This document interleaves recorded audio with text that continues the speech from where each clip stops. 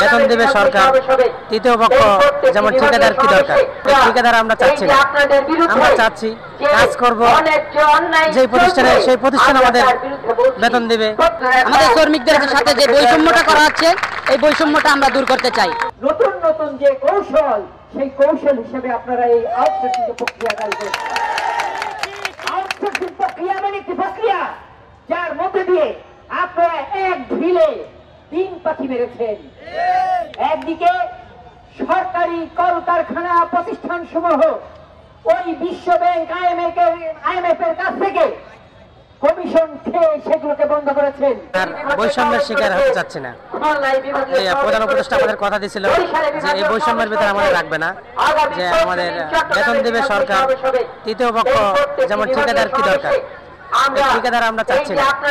আমরা চাচ্ছি কাজ করব যে প্রতিষ্ঠানে, সেই প্রতিষ্ঠান আমাদের বেতন দেবে, তৃতীয় পক্ষ আমাদের কি দরকার।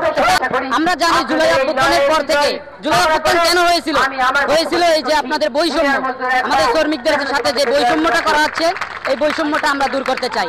কারণ আমরা এই জুলাই অভ্যুত্থান, যেহেতু বৈষম্যের ক্ষেত্রে আমরা জুলাই অভ্যুত্থান করছি, শেখ হাসিনাকে আমরা দূর করেছি, এদেশ থেকে তাড়াইছি, একটাই কারণ ছিল আমরা ডক্টর ইউনূসকে বলবো যে আমাদের বৈষম্য দূর করে আমাদেরকে আউটসোর্সিং প্রথা বাদ দিয়ে আমাদের সাথে সরকারি খাতে আমাদের নিতে হবে।